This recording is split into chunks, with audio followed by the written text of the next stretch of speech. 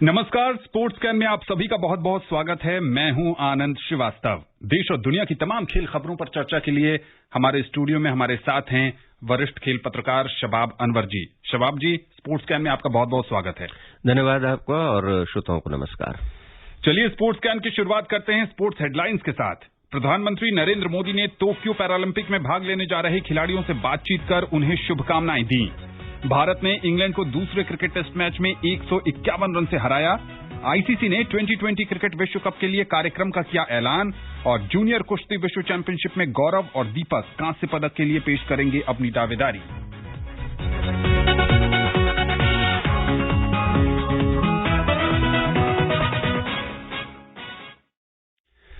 प्रधानमंत्री नरेंद्र मोदी ने Tokyo Paralympic खेलों के लिए भारतीय पैरा एथलीट दल के सदस्यों के साथ आज वर्चुअल माध्यम से बातचीत की। श्री मोदी ने कहा कि स्थानीय प्रतिभाओं की पहचान के लिए 360 खेलो इंडिया केंद्र स्थापित किए गए हैं। इन केंद्रों की संख्या शीघ्र ही 1000 की जाएगी। आइए सुनते हैं इस पर अलका सिंह की एक विस्तृत रिपोर्ट। प्रधानमंत्री नरेंद्र मोदी ने देश में खेल संस्कृति को विकसित करने के लिए तौर तरीकों और प्रणाली में सुधार जारी रखने की आवश्यकता पर बल दिया है। उन्होंने कहा कि अंतर्राष्ट्रीय खेलों के संवर्धन के साथ पारंपरिक खेलों को भी नई पहचान मिल रही है। प्रधानमंत्री ने कहा कि खिलाड़ियों को उपकरण, मैदान और आधारभूत ढांचा उपलब्ध कराया जा रहा है। उन्होंने कहा कि शीर्ष पर पहुंचने के लिए देश पुरानी पीढ़ी के दिलों से उस डर को दूर कर चुका है जिसके तहत परिवारों को ये आशंका रहती थी कि बच्चा खेलों में रुचि लेगा तो जाने क्या होगा। पहले केवल 1 या 2 खेलों को छोड़कर खेलों में करियर की कोई संभावना नहीं थी। प्रधानमंत्री ने इस बात पर बल दिया कि अब इस तरह की असुरक्षा की भावना को दूर करने की आवश्यकता है। श्री मोदी ने कहा कि गांव और दूर दराज के क्षेत्रों में अनेक प्रतिभाएं मौजूद हैं। उन्होंने कहा कि पैरा एथलीट का ये दल इस बात का उदाहरण है। ऐसे अनेक युवा हैं जिनमें अनेक पदक लाने की क्षमता है और देश उन तक पहुंचने के प्रयास कर रहा है।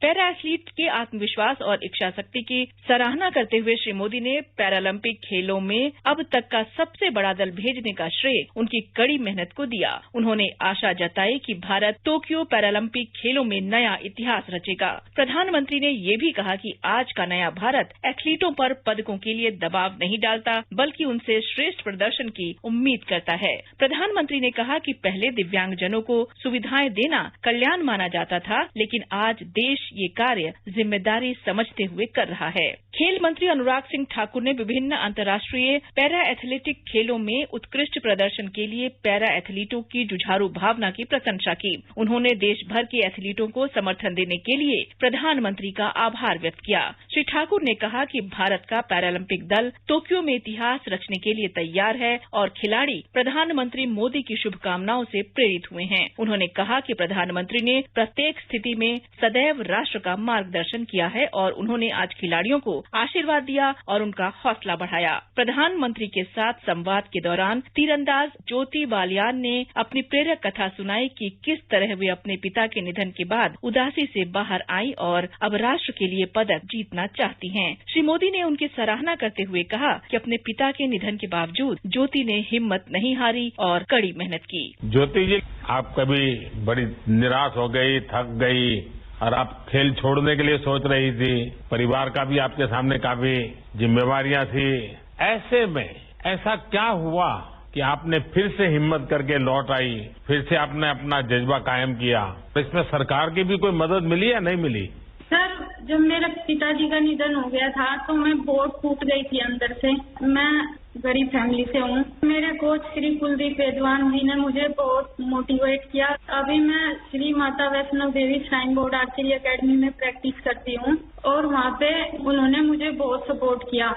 तीरंदाज राकेश कुमार ने कहा कि 2010 में दुर्घटना के बाद उन्हें उठने बैठने के लिए भी 2 व्यक्तियों की सहायता लेनी पड़ती थी, लेकिन 2017 में कोच से मुलाकात के बाद उनका जीवन बदल गया। कोच ने उन्हें खेलों में हिस्सा लेने के लिए प्रेरित किया। भाला फेंक स्पर्धा के खिलाड़ी देवेंद्र झाझरिया ने कहा कि उनके जीवन में अनेक चुनौतियां थीं, लेकिन उन्होंने राष्ट्र के लिए कुछ करने की भावना कभी नहीं खोई। एथलीट मरियप्पन तंगावेलू ने स्वर्ण पदक विजेता एथलीट से कोच बनने तक की अपनी कहानी सुनाई। उन्होंने कहा कि युवा एथलीटों के लिए उनका मंत्र है, ध्यान भंग न होने दें, कड़ा प्रशिक्षण लें और कभी हिम्मत न हारें। बैडमिंटन खिलाड़ी पलक कोहली ने कहा कि अकादमी और परिवार की पूरी सहायता के बाद उनकी अक्षमता अब सुपर क्षमता बन गई है। बैडमिंटन खिलाड़ी पारुल परमार ने भी अपने अनुभव सुनाए। फिटनेस का तो मेरे पापा खेलते थे तो मेरा कंटिन्यू रहा उनके साथ सहयोग, तो एक साथ रहा कि सुबह शाम खेलना है। बचपन से लेके एक आदत, जैसे हमारे अच्छी आदतें डालते हैं उसी तरह पापा ने डाली थी।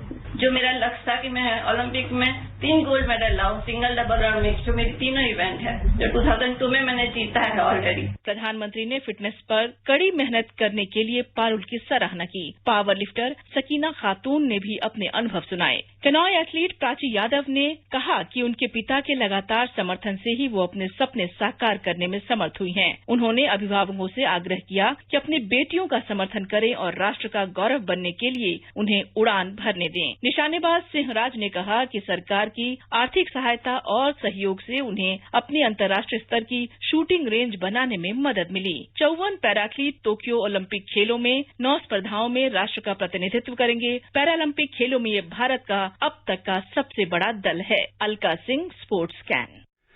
शबाब, इस पैरालंपिक से देश को बहुत ज्यादा उम्मीद है और प्रधानमंत्री ने जिस ढंग से हौसला बढ़ाया, खिलाड़ी भी बहुत ज्यादा मोटिवेट हुए होंगे। बिल्कुल, और खास करके इन दिव्यांगजनों को तो इस तरह के हौसला अफजाई की बहुत ज्यादा जरूरत थी। और अगर देश का प्रधानमंत्री आप के पैरालंपिक में जाने से पहले आपको संबोधित करता है और आपकी उन सारी बातों को इकट्ठा करके आपके सामने रखता है जो आपके जीवन काल में हुई हैं, कुछ अप्रिय घटना भी हुई, उसके बारे में भी वर्णन किया प्रधानमंत्री जी ने, तो आप अंदाजा लगा सकते हैं कि इससे कितना ज्यादा इनका हौसला बढ़ा होगा। इनको इस समय पैसे या सम्मान से ज्यादा बहुत ज्यादा मोटिवेशन की जरूरत है, क्योंकि ये दिव्यांगजन है। हम याद करते हैं, अगर हम अतीत में जाएं तो इस तरह के खिलाड़ियों की चर्चा भी नहीं होती थी, पैरालंपिक खिलाड़ियों की। लेकिन अब दल जाने से पहले देश का प्रधानमंत्री अगर उनसे रूबरू है तो इससे ज्यादा प्रेरणा वाली बात और कुछ नहीं हो सकती। और मुझे लगता है कि इससे प्रेरित होकर खिलाड़ी जितनी तैयारी की उससे दुगना प्रदर्शन करेंगे। जी बिल्कुल। एक चीज और है यहाँ पर कि जैसा कि आपने भी कहा कि यदा कदा अखबारों में एक आध आर्टिकल छप जाता था पैरा एथलीट्स के बारे में। इस तरह से उन लोगों को भी प्रेरणा मिलेगी इन कहानियों से जो लोग ऐसा समझते हैं कि बहुत मेरे लिए दरवाजे बंद हो गए, निराशा और हताशा के भंवर में फंस जाते हैं। दूसरी तरफ क्या भारत में पैरा एथलीट का एक कल्चर डेवलप होता देख रहे हैं आप? देखिए, अगर आपने इसको पहली खबर बनाई आकाशवाणी ने, स्पोर्ट्स स्कैन ने, बधाई के पात्र हैं आप। मैं बहुत दुख के साथ ये कह रहा हूं, आप देखेंगे कि अभी भी अखबारों में सिंगल और डबल कॉलम में ही खबर आपको देखने को मिली। बिल्कुल, ये सत्य है, इससे दूर नहीं हुए। लेकिन आज स्पोर्ट्स स्कैन में पहली खबर में चर्चा हो रही है, और वैसे भी चर्चा कल के अखबार में इसलिए आएगी कि प्रधानमंत्री जी ने संबोधित किया है। लेकिन खिलाड़ियों का जो प्रदर्शन है, जो अन्य खिलाड़ी हैं उनके खिलाड़ियों के मुकाबले बहुत ज्यादा, मुझे बहुत दुख होता है। और मैं चूंकि पैरा ओलंपिक से कई खिलाड़ियों से निजी तौर पर जुड़ा हुआ हूं, इसलिए मैंने बहुत करीब से देखा है कि उनको किस प्रकार से उनकी अवहेलना होती है। तो अब प्रेरणा दूसरे लोगों को जरूर से मिली है, उनके फेडरेशंस और दूसरे जो निजी संस्थाएं हैं और कॉरपोरेट घराने हैं। मुझे ऐसा लगता है कि उनको इनके बारे में भी सोचना चाहिए, राज्य सरकारों को भी सोचना चाहिए। हालांकि कुछ सरकारों की घोषणा पहले से हुई है। इनके अगर ये मान के, एक कहावत भी है पैरालंपिक्स एथलीटों के बारे में कि अगर ये 1 पदक जीते हैं तो इनको 2 मान के चला जाए, क्योंकि जिन विपरीत परिस्थितियों में ये मैदान में उतरते हैं। क्योंकि एक दिव्यांगजन अगर उतर रहा है, हालांकि उनका मुकाबला भी दूसरे ही दिव्यांग से ही होता है, लेकिन फिर भी परिस्थिति बड़ी विपरीत होती है। जी हां, बुलंद हौसले और दृढ़ आत्मविश्वास के साथ ये 54 एथलीट टोक्यो पैरालंपिक खेलों में भाग लेने जा रहे हैं। पूरे देश की शुभकामनाएं इनके साथ हैं और स्पोर्ट्स कैन कार्यक्रम में हम इस पैरालंपिक खेलों के बारे में आपको समय समय पर अपडेट देते रहेंगे। भारत ने इंग्लैंड को दूसरी टेस्ट में हराकर 5 टेस्ट मैचों की श्रृंखला में 1-0 की बढ़त बना ली है। लॉर्ड्स टेस्ट में टीम इंडिया ने इंग्लैंड को 151 रन से हराया। 5वें दिन की रिपोर्ट के साथ हैं प्रियंका अरोड़ा। क्रिकेट के के मक्का लॉर्ड्स के मैदान पर 5वें और अंतिम दिन मेजबान टीम भारत को सस्ते में समेटकर जीत की उम्मीद लगाए बैठी थी, लेकिन टीम इंडिया के इरादे कुछ और ही थे। मैच का टर्निंग पॉइंट मोहम्मद शमी और जसप्रीत बुमराह की बल्लेबाजी रही। दोनों ने शानदार बैटिंग कर इंग्लैंड की टीम को विकेट के लिए तरसा दिया। दोनों ने 9वें विकेट के लिए 89 रन की नाबाद साझेदारी की। शमी ने छक्का लगाकर अपना दूसरा अर्धशतक पूरा किया। What a way to go to a half century at Lord's. Mohammad Shami swings Moeen Ali into the grandstand. The Indian crowd rise. The players' balcony are all on their feet as Shami celebrates a half century. दूसरी पारी में जब भारत का score 8 wicket पर 298 run था, तब विराट कोहली ने पारी घोषित कर दी। वे लॉर्ड्स पर पारी घोषित करने वाले पहले भारतीय कप्तान बने। इस तरह भारत ने इंग्लैंड को 272 रन का लक्ष्य दिया। मेजबान टीम की दूसरी पारी शुरू हुई तो भारतीय गेंदबाज पूरी तरह छा गए। रॉरी बर्न्स 0 पर पवेलियन लौटे, उन्हें जसप्रीत बुमराह ने आउट किया। Leading edge, gone. Dramatic start here. इसके बाद डॉम सिबली भी 0 पर आउट हुए। उन्हें मोहम्मद शमी ने विकेट कीपर पंत के हाथों कैच कराया।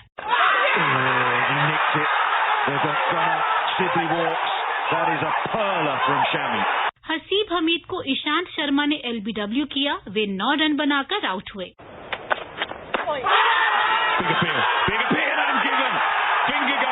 भारत और जीत के बीच इंग्लैंड के कप्तान जो रूट चट्टान की तरह अड़े हुए थे। टी टाइम के बाद बुमराह ने जो रूट को आउट कर जीत के दरवाजे खोल दिए।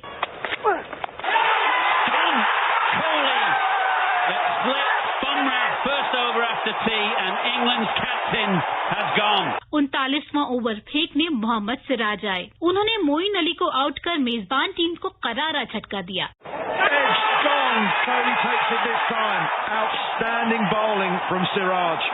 इसकी अगली ही गेंद पर सिराज ने सैम करन का विकेट लेकर इंग्लैंड की परेशानियां बढ़ा दी।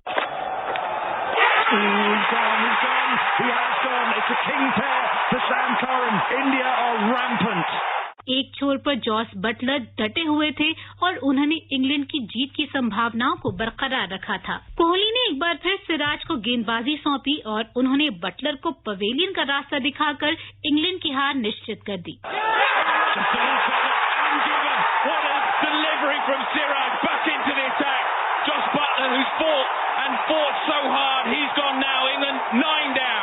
इसके बाद सिराज ने जेम्स एंडरसन को आउट कर इंग्लैंड की पारी को 120 रन पर समेट दिया और भारत को ऐतिहासिक जीत दिला दी।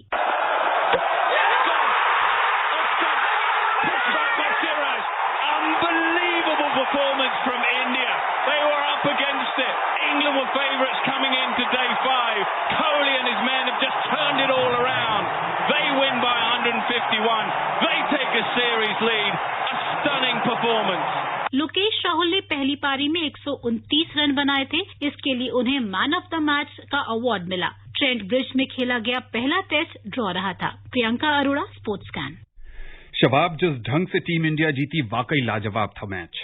बिल्कुल, और जिस तरह से मैं कहूंगा कि नजरअंदाज किया एक तरह से इंग्लैंड ने भारत के पुछल्ले बल्लेबाजों को, उसका खामियाजा उन्हें भुगतना पड़ा। बाद में कहा भी इंग्लैंड के कप्तान ने कि इनके टैलेंडर्स इतना ज्यादा आगे बढ़ेंगे और भारत इंग्लैंड के गेंदबाजों के विरुद्ध इस तरह से प्रदर्शन करेंगे, शायद मैंने नहीं सोचा था। उनके विरुद्ध रणनीति भी नहीं बनाई थी।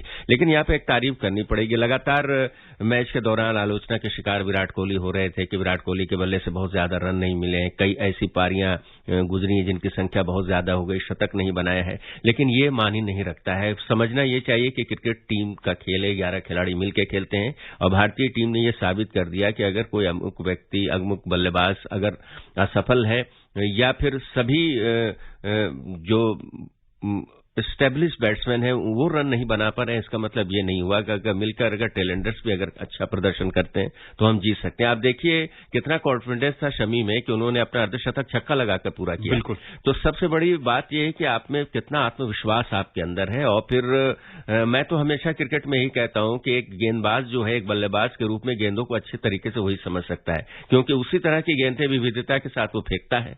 मुझे मालूम है कि गेंदें कैसी आई हैं, गेंद डिलीवर होने के बाद किस तरह से से, यानी कि जो डिलीवरी का जो एक्शन बॉलर का होता है उसका एक दूसरा बॉलर ही समझ सकता है, उसका मनोविज्ञान। और इस तरह की चीजें मुझे मतलब बहुत खुशी की बात है। थोड़ी सी निराशा WTC चैंपियनशिप के फाइनल में हुई थी, उस निराशा को पूरी तरह से खत्म किया है। मोहम्मद सिराज ने जिस ढंग से प्रदर्शन किया, लग रहा है कि वो ईशांत शर्मा 100 से ज्यादा टेस्ट मैच खेल चुके हैं, आने वाले समय में वो इस गेंदबाजी टीम की अगुवाई कर सकते हैं। जाहिर सी बात है, सिराज बहुत युवा हैं, कप्तान के पसंदीदा खिलाड़ी हैं, और इसमें पसंद और नापसंद की बात नहीं है। जिस तरह से उन्होंने हर समय पर यह दिखाया है कि अपने कप्तान का विश्वास जीता है और देश के लिए बेहतरीन प्रदर्शन किया। आपको याद होगा एक समय ऐसा भी आया था जब उनके पिता की मृत्यु हुई थी, बिल्कुल, लेकिन उन्होंने भारतीय टीम को उस पर प्रेफरेंस दिया और उसके बाद से ही लगातार निरंतरता के साथ अच्छा प्रदर्शन कर रहे हैं। और उम्मीद करते हैं कि भारतीय टीम इस लय को इंग्लैंड दौरे में बरकरार रखेगी और आने वाले टेस्ट मैचों में भी भारतीय टीम का प्रदर्शन बेहतर से बेहतरीन होगा। आईसीसी ने इस साल खेले जाने वाले 2020 विश्व कप के कार्यक्रम का ऐलान कर दिया है। 2007 की 2020 चैंपियन भारतीय टीम विश्व कप में अपने अभियान की शुरुआत 24 अक्टूबर से करेगी। टीम का पहला ही मुकाबला चिर प्रतिद्वंद्वी पाकिस्तान के साथ होगा। यूएई के match Oman, Abu Dhabi, Dubai और शारजाह में होंगे। 8 देशों के क्वालिफाइंग मैच 23 सितंबर से शुरू हो जाएंगे। श्रीलंका, बांग्लादेश और आयरलैंड की टीमें क्वालिफाइंग राउंड वाले मैच में शिरकत करने वाली हैं।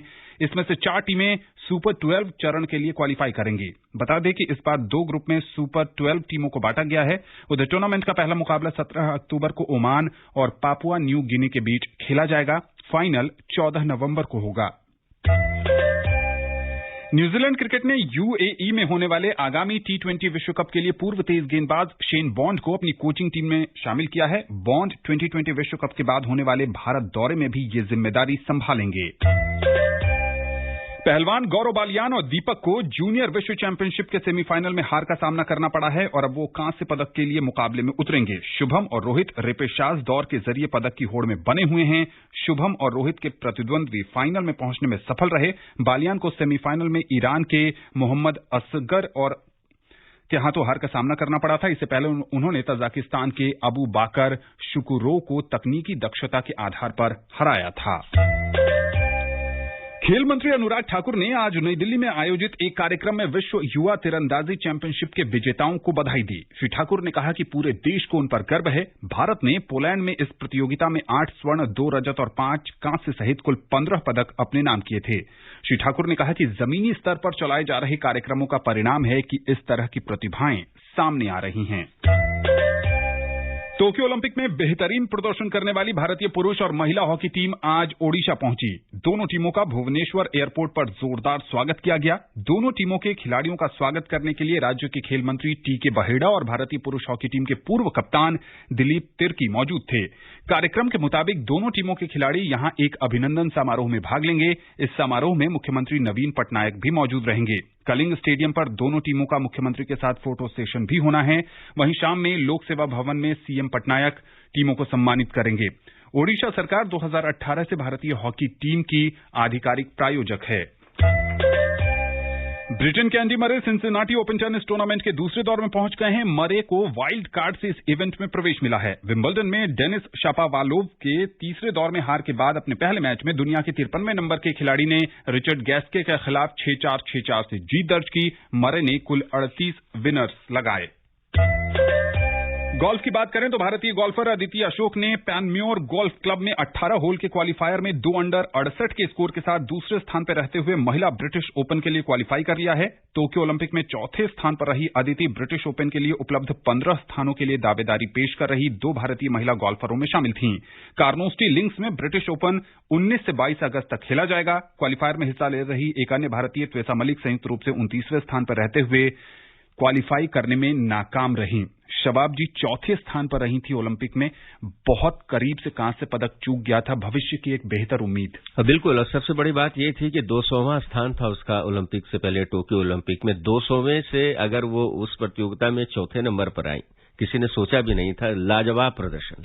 जी हाँ, उन्होंने कहा था कि अगर वो किसी दूसरे टूर्नामेंट में चौथे स्थान पर आती तो खुश होती, लेकिन ओलंपिक में पदक चूकना एक कसक है और इस कसक को शायद वो पेरिस में दूर कर दें। शबाब जी, अब समय नहीं है कि इस पर या किसी और खबर पर आपसे चर्चा की जा सके। स्पोर्ट्स कैन से जुड़ने के लिए और विशेषज्ञ राय साझा करने के लिए आपका बहुत बहुत शुक्रिया। आपका भी धन्यवाद। स्पोर्ट्स स्कैन का आज का अंक यहीं समाप्त होता है। कल आपसे फिर मुलाकात होगी। तब तक के लिए पूरी टीम को दीजिए अनुमति। नमस्कार।